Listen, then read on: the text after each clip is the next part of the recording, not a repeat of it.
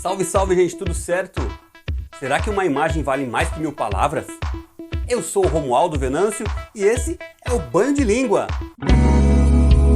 Um bate-papo sobre curiosidades da nossa língua portuguesa e da comunicação. Eu sou jornalista e criei o Banho de Língua por causa de dúvidas que eu mesmo tenho no trabalho e porque vira e mexe alguém me pergunta sobre gramática, construção de texto, dicas de redação.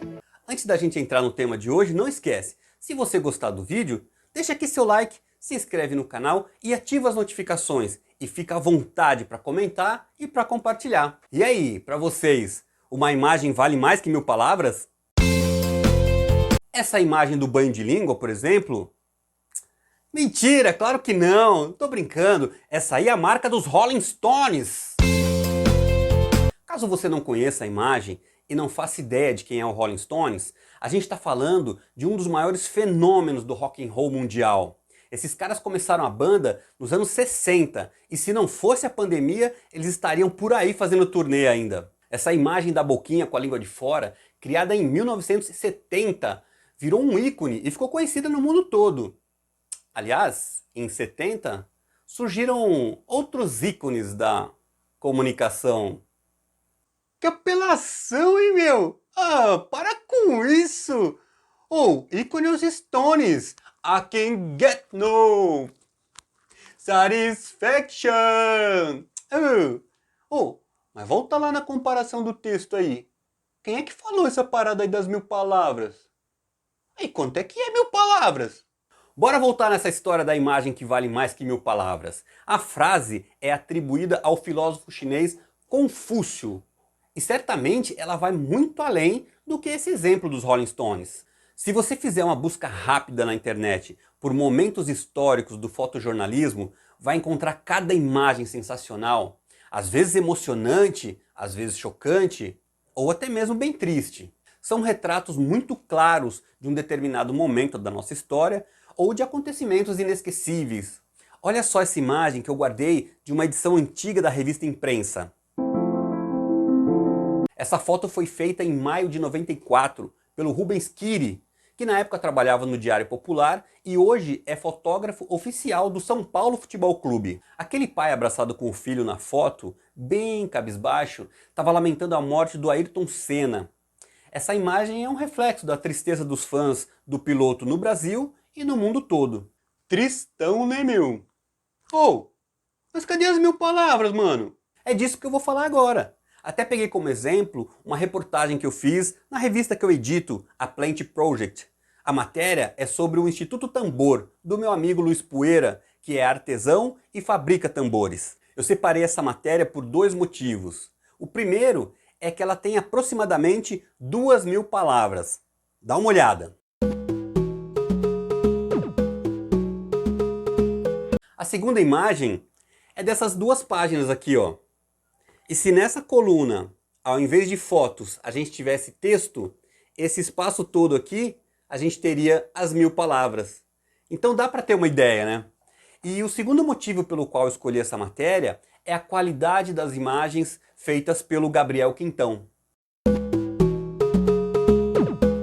No jornalismo, a imagem não é só ilustração, ela também conta a história.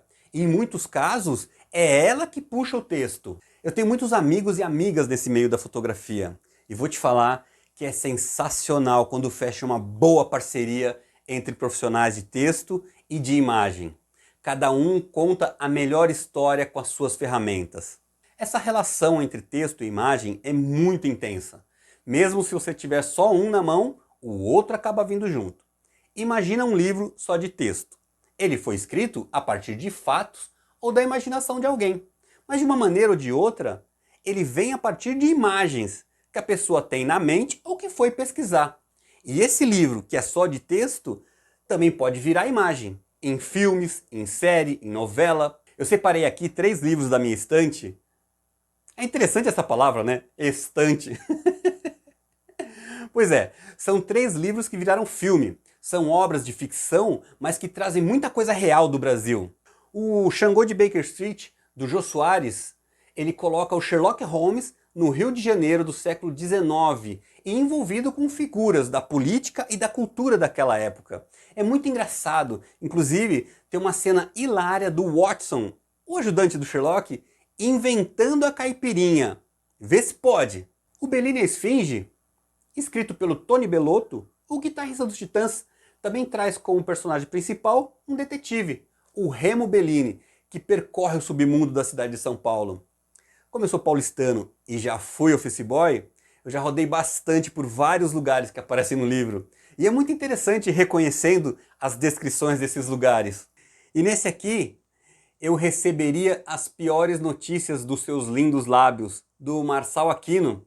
O personagem principal é um fotógrafo que vive um romance tumultuado numa cidade de garimpo, lá no Pará.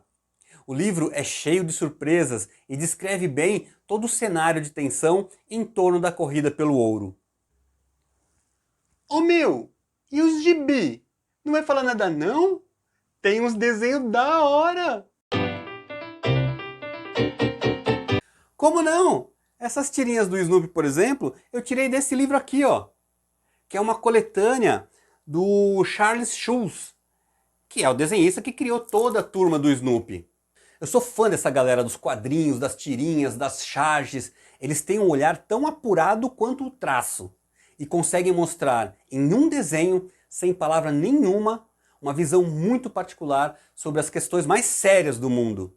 Pô, e aqui no Brasil, a gente é muito privilegiado de ter nomes como Ziraldo, Jaguar, Cissa Alves Pinto, Paulo Chico Caruso, Luiz Fernando Veríssimo, o Angeli, a Laerte, o Adão Iturrusgaray, o Maurício de Souza e tantos outros nomes. Alguns que já se foram, como o Enfio, Milor Fernandes, o Glauco. É muita gente boa. Eu deixei aqui para o final uma imagem que eu escolhi de outro livro da minha estante e que vale por um montão de palavras. Esse é o Magrão, o Dr. Sócrates, eterno camisa 8 do Corinthians, capitão da seleção brasileira de 82. A foto é do Daniel Augusto Júnior, que é fotógrafo oficial do Corinthians, e tá nesse livro aqui, ó, escrito pelo jornalista Tom Cardoso. O Sócrates era um cara muito diferenciado. Ele jogava um futebol de altíssimo nível, inteligente, elegante, tocava de calcanhar como ninguém. E ele marcou época também por conta do posicionamento político, dentro de campo com o movimento da democracia corintiana e fora de campo, participando, por exemplo, da campanha Diretas Já. Essa é uma imagem cheia de saudade, e eu imagino que até para quem não é torcedor do Timão. A palavra de hoje tem uma sonoridade bem engraçada. Frêmito. É um substantivo masculino que pode significar estrondo, som forte ou tremor, oscilação ou vibração que produz um ruído. E no sentido figurado, pode ser uma agitação que se propaga na multidão quando tem uma emoção compartilhada. Ou então um tremelique, quando a gente sente um arrepio, aquele famoso frio na espinha. É isso, gente! Espero que tenham gostado. Aproveita, deixa aqui seu like, um joinha bacana para dar uma força, se inscreve no canal e ativa o sininho das notificações, porque aí você fica sabendo sempre quando tem um vídeo novo. E fica à vontade para comentar, para compartilhar. A gente vai sempre trocando uma ideia por aqui, tá certo? Um abração, valeu!